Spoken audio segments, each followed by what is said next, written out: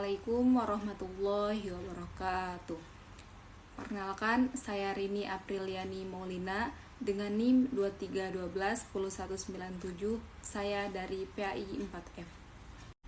Video ini saya buat untuk memenuhi tugas pada mata kuliah pengembangan kurikulum yang diampu oleh dosen Ibu Dr. Helna Nelis MPD. Dalam materi kali ini, saya akan menjelaskan tentang desain kurikulum. Yang mana desain kurikulum ini terdapat beberapa macam, diantaranya yang pertama ada pengertian desain kurikulum, macam-macam desain kurikulum, kemudian sifat-sifat desain kurikulum, strategi desain kurikulum, kemudian tujuan desain kurikulum, manfaat desain kurikulum, dan ciri-ciri desain kurikulum. Pengertian desain kurikulum menurut para ahli. Yang pertama dari Posner 2004. Menurut Posner, desain kurikulum adalah representasi formal dari susunan elemen pendidikan yang mencakup tujuan pembelajaran, isi, materi, metode, serta evaluasi yang digunakan dalam suatu sistem pembelajaran untuk mencapai hasil yang diinginkan. Kemudian, pengertian desain kurikulum menurut Ornstein dan Hunkin 2018. Ornstein dan Hunkin mendefinisikan desain kurikulum sebagai suatu proses sistematis dalam mengorganisasikan pengalaman belajar peserta didik dengan mempertimbangkan aspek psikologis, sosial, dan perkembangan ilmu pengetahuan agar pembelajaran berjalan efektif. Kemudian pengertian desain kurikulum menurut Taba 1962. Menurut Hilda Taba, desain kurikulum adalah suatu rancangan yang berisi pemilihan serta perorganisasian isi dan pengalaman belajar yang bertujuan untuk meningkatkan kualitas pendidikan dan memenuhi kebutuhan peserta didik. Berdasarkan beberapa pendapat di atas, dapat disimpulkan bahwa desain kurikulum merupakan suatu rancangan sistematis yang mencakup perencanaan, pengorganisasian, dan evaluasi komponen pembelajaran guna mencapai pembelajaran yang optimal. Desain ini harus mempertimbangkan aspek kebutuhan peserta didik, perkembangan ilmu pengetahuan, serta aktivitas dalam proses pembelajaran. Untuk selanjutnya ada macam-macam desain kurikulum. Macam-macam desain kurikulum terbagi ke dalam 3 bagian. Yang pertama, desain kurikulum berbasis subjek atau subject-centered design. Desain kurikulum berbasis subjek adalah jenis kurikulum yang berfokus pada mata pelajaran atau disiplin ilmu tertentu. Dalam desain ini, isi pembelajaran disusun berdasarkan struktur akademik yang sistematis dan terorganisir. Seperti contoh, kurikulum sekolah tradisional yang membagi mata pelajaran secara terpisah, seperti matematika, IPA, dan bahasa.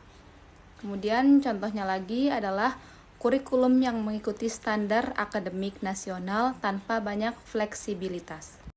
Yang kedua, desain kurikulum berbasis pembelajar atau learner-centered design.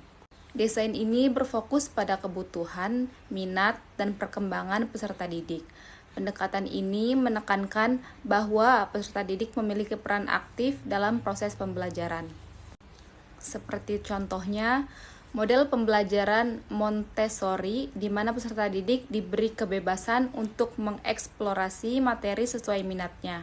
Kemudian contohnya lagi, pendekatan pembelajaran berbasis proyek yang memberikan peserta didik pengalaman belajar yang lebih kontekstual.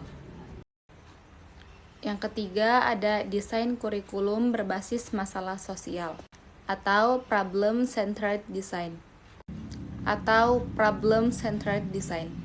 Desain ini menekankan pada pemecahan masalah yang terjadi dalam kehidupan nyata.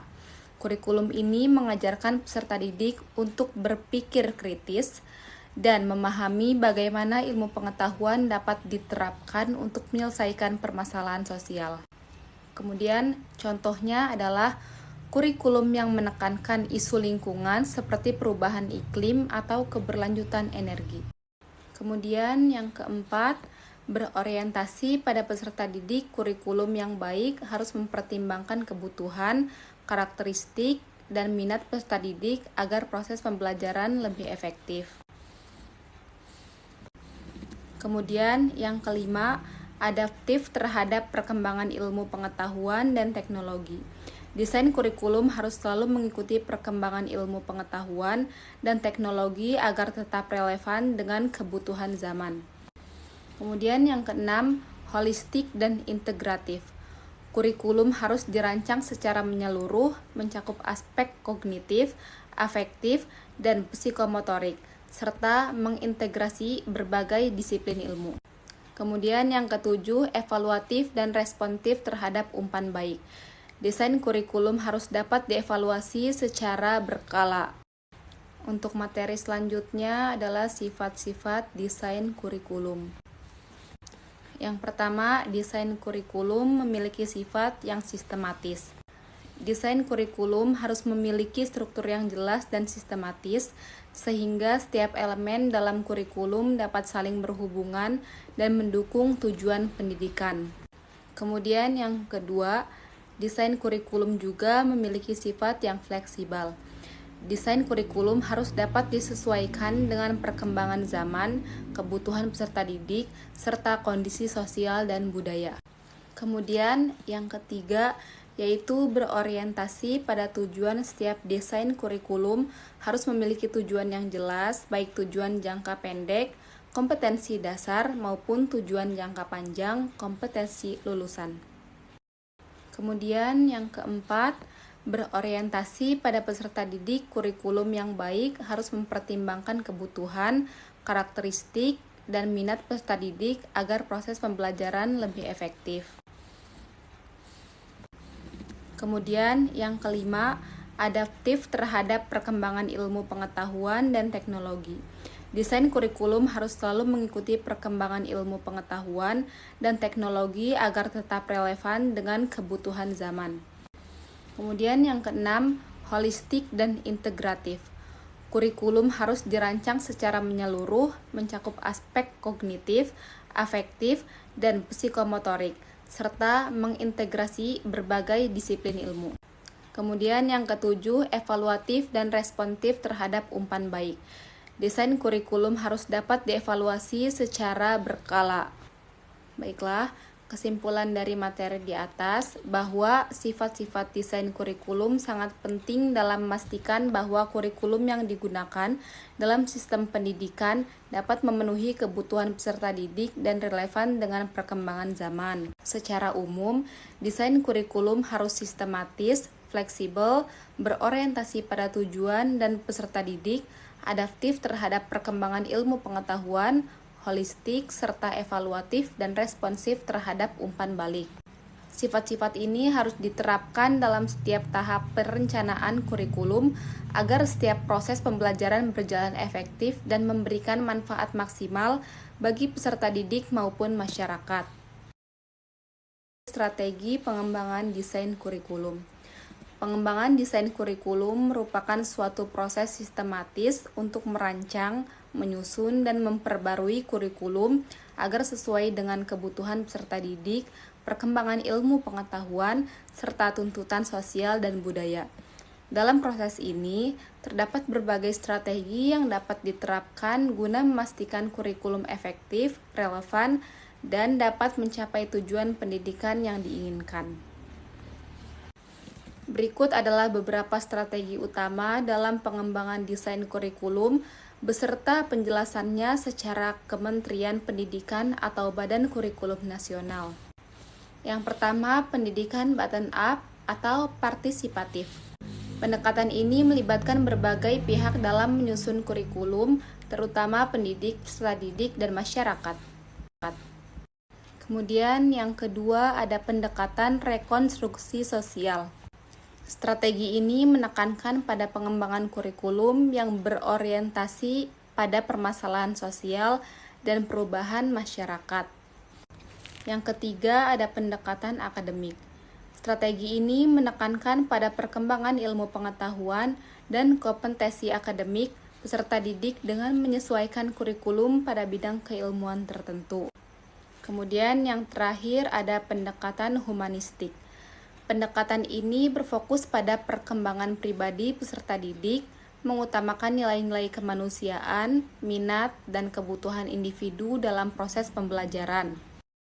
Kesimpulan dari strategi pengembangan desain kurikulum memiliki berbagai pendekatan yang dapat disesuaikan dengan kebutuhan pendidikan.